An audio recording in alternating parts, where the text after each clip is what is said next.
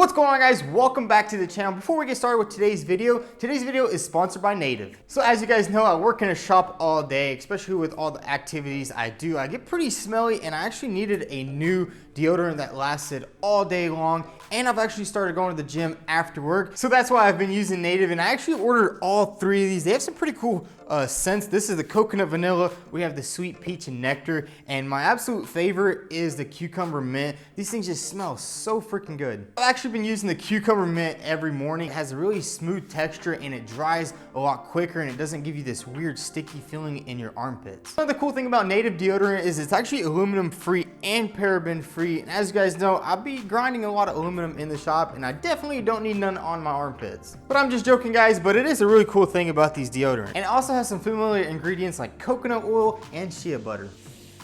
Man, this stuff just smells so amazing. I wish you guys could smell it. So not only does Native have these scents right here, these are just the only three I chose, but they have a lot more on their website. And not only do they make deodorant, they also make whitening toothpaste like this right here. I can't actually wait to use it. Haven't used it yet. And they make this body wash right here. This stuff smells absolutely fantastic. So originally, all three of these deodorants are $39, but if you use promo code vTuned, you'll get them all for $26. That's over 33% off. Also, with promo code vTuned, you can get 20% off any body wash or toothpaste. So if you guys are interested in any of the Native products, I'll go ahead and drop all the links down below. And remember, guys, take care of your body. It's the only one you have. So guys, I'm gonna go ahead and slap some of this cucumber mint on me, and then we're gonna get straight to work. What's going on, guys? Welcome back to the channel. In today's video, we're gonna be back to work on the 65 Mustang. As you guys can see, we got the entire front end pretty much all welded up, done up. We also went ahead and installed the sway bar. That was the last piece to the front suspension on this car. So basically all it means is after we get everything painted,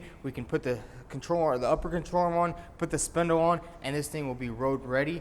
But in today's video, what I want to focus on is going ahead and putting on our engine mounts onto our engine, and then getting our engine in here, get everything lined up perfectly so we can cut the transmission tunnel and basically build the transmission tunnel out, build a bracket for the transmission, and that's gonna be it. The entire front end is gonna be complete. The transmission and engine are gonna be in the car, and then we can go ahead and start working on the body of the car. As you guys know, we do have to replace the roof, but it turns out when I was ordering the roof, I didn't realize that they said it's gonna take 30 days before the roof ships out. But the good thing is the roof should be shipping out today, so we should have it about next week. So let's go ahead and go grab that engine, bring it over here, and install these motor mounts. All right.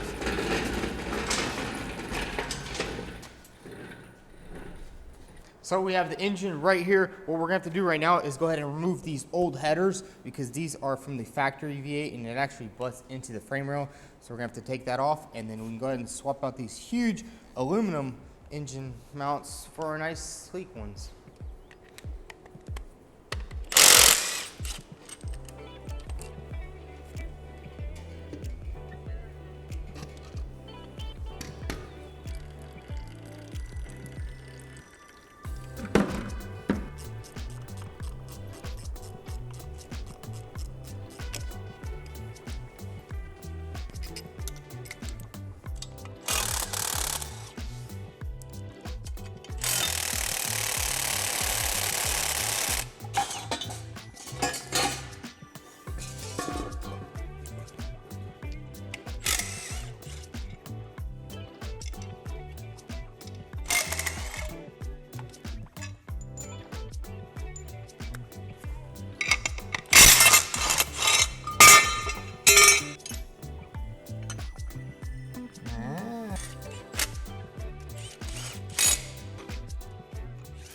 So we went ahead and took the alternator and the oil relocation off the engine, and then we also took off the manifold because we don't need that one, and then we installed both of the Cortex Racing engine mounts. Everything fit up perfectly. Now it's time to go ahead and start lowering this engine into the car.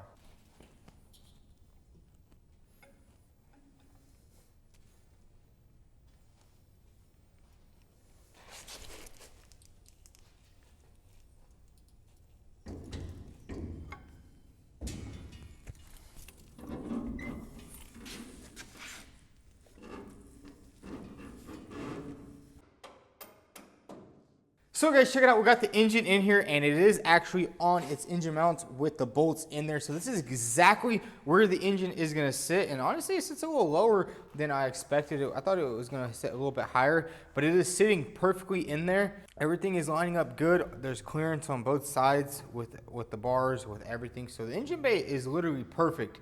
Now what we need to do is go ahead and do some marking. Basically, the transmission is going to have to come out like right here. And then we're gonna have to just basically mark that, pull the engine out, and just start building that thing.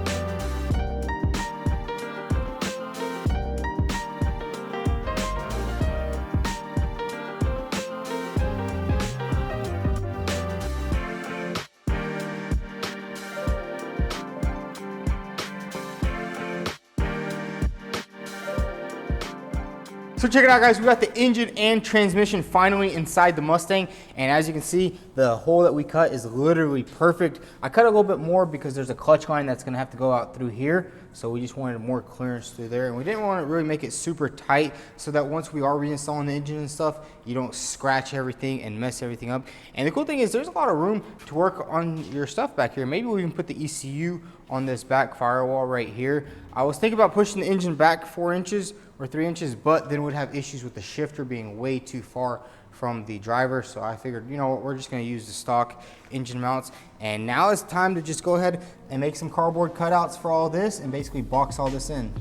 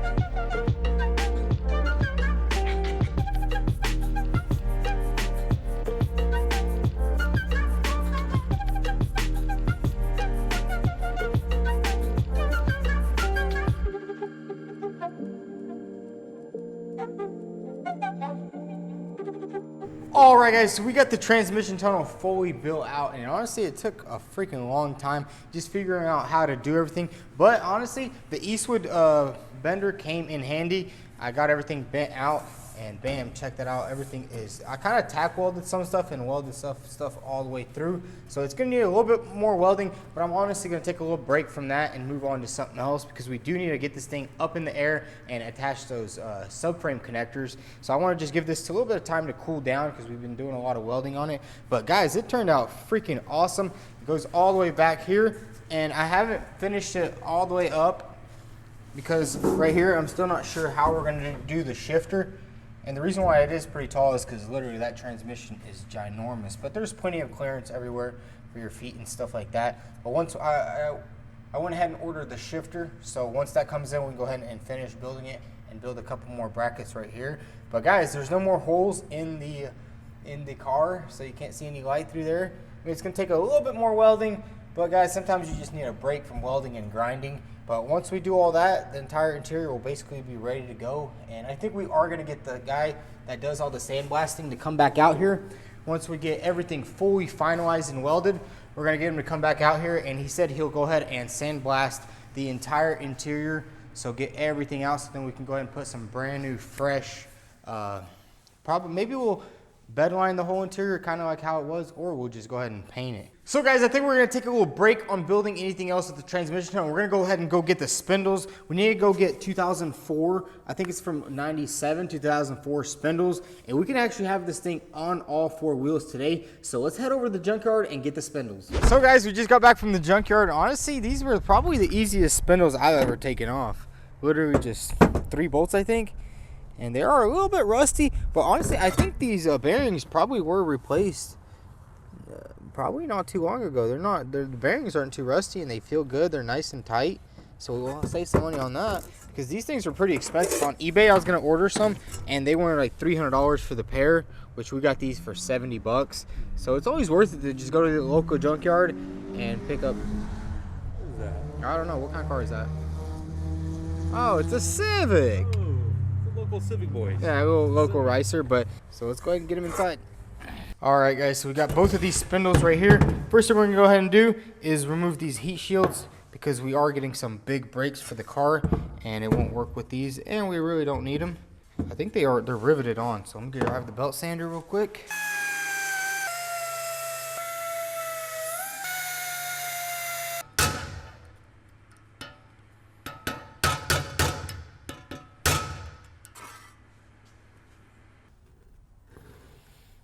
A little rusty.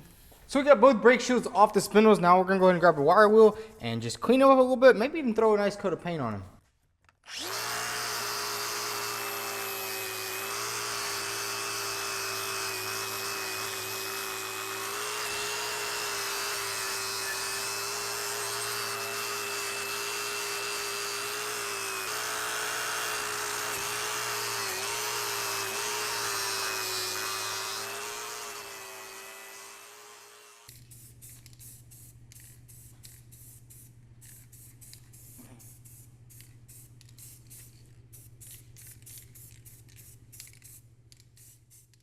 So we have both spindles right here. We went ahead and gave them a nice paint job. I'll probably end up replacing these bearings right here, so I wasn't really too worried about it. Now what we need to do is actually install this right here, is because the original Mustang has a strut, and we're doing the coilover system. So this basically deletes the need for the strut, and it basically just slides in. Let's see, I'm pretty sure it goes on like this right here.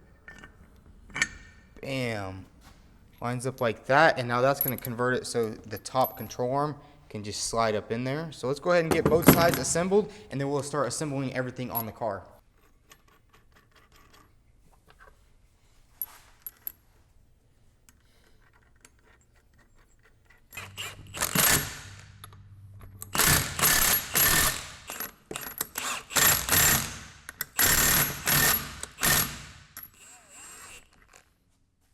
We got both of these pieces on the spindles. Now it's time to go ahead and start installing everything on the car. First thing we're going to do is go ahead and install our control arm on the driver's side over here. It's a pretty straightforward control arm installation. So first you got to take this off right here. The reason why I want to install all the suspension is I want to check all the clearances, make sure everything is perfect before we do all the final grinding and welding and then painting. So then we don't have to do any of that later.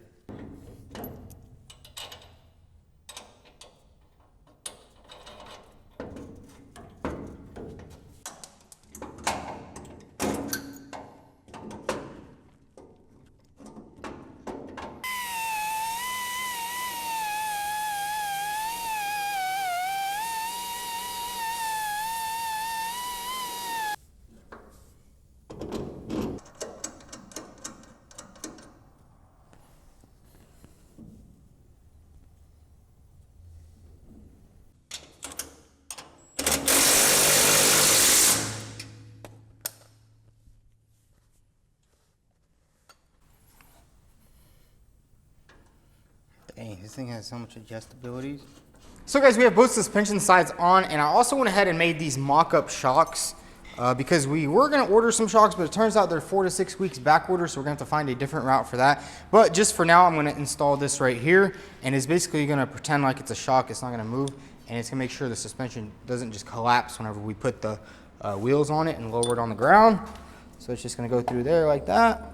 And then have the bolts that go here, just like that.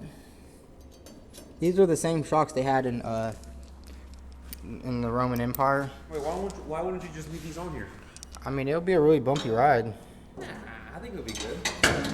It might be a little too bumpy. Not bad shocks though. What do you say about that? I think Cortex Racing has some competition. And then you just weld this to here and you get no suspension movement, which is good because more traction. So check it out, guys. We got both mock-up shocks on there, and now that's gonna support all the weight. Now what I need to do is go ahead and pop this engine out, and then we can put the guinea wheels on here and get this thing rolled out and see how everything works out. These things are absolutely incredible. Just remember, guys, if you ever need one of these, check out guineawheel.com. I'll drop the link down below. But let's go ahead and put it on. It's just so cool how it fits on every lug pattern. Bam.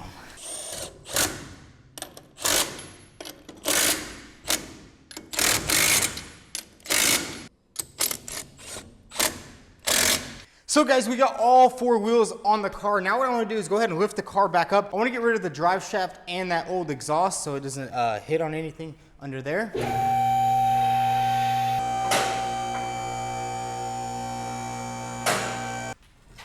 All right, guys. So let's go ahead and remove this old drive shaft, and we are going to get a new rear end with a 4-link system. As you can see, this is leaf springs and it's terrible for traction. So let's go ahead and remove this drive shaft, and then we'll also remove these Flowmaster exhausts. Dude, that's pretty nice.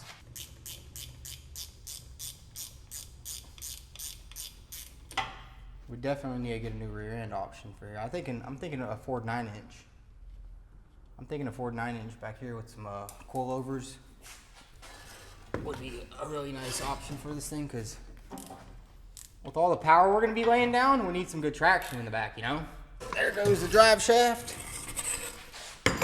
This thing is pretty nice. Dang, look, all it was held on with was the U-joints, U-bolts. That's pretty sketchy.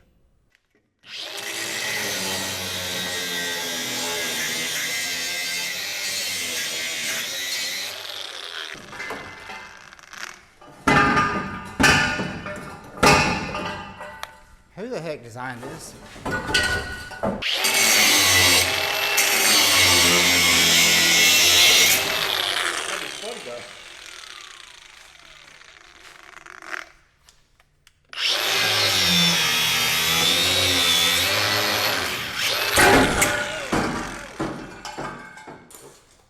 All right, guys, so we got the exhaust off.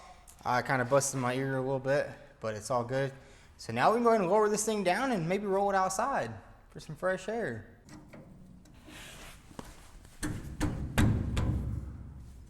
That's what I'm talking about right there. Interact. Move. Dude.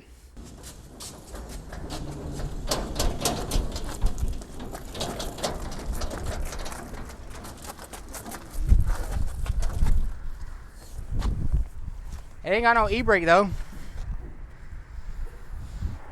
But dang, son, it's looking good.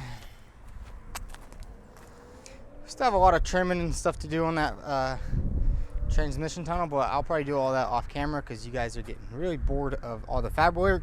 But man, check it out. The entire basic front suspension is complete. We did also have to do a little bit of trimming right here just to get the bolt to fit on there, which I knew we were gonna have to do it. That's kind of why I wanted to get the suspension on before we did the final, like, you know, grind and weld. So we're gonna have to do a little bit more welding right there, but everything else lined up freaking awesome. Got the steering rack on there. Well, it's starting to look like a car again, Ben. Oh yeah, about time. I mean, it's looking like a car. I mean, it's on all 4 wheels, but I mean, it's all done. Like, the front end is literally done, and it looks freaking sick. Fenders in and all that, it will look a lot better. So what's next? What are you gonna do next now? Basically, next what we're gonna have to do is build the steering arm linkage, that's gonna go inside. Oh my, all the sand outside of the inside of the car. Coming from the sandblasting, dude. Yeah, we need to get all that cleaned up. But basically next what we're gonna have to do is go ahead and start figuring out our pedal configuration. We're actually in the works with Willwood right now, trying to get some front rotors and some brakes for the front, and then also maybe even some pedals. They have some pretty cool pedals, and we might also get some pedals. So basically after we get the brake situated, we can go ahead and weld on the top cowl piece, weld everything together, and then pretty much body work. Roof is supposed to come in pretty soon. All right guys, that's gonna be a wrap for today's video. We got a lot of work done on the car. Transmission tunnel is basically all built out. We went ahead and put all the suspension on, got the spindles, got the car finally rolling on all 4 wheels. So if you enjoyed today's video, go ahead and hit that subscribe button, and make sure you're also following us on Instagram at vTuned to stay in the loop with the updates that we post before YouTube. Thanks for watching.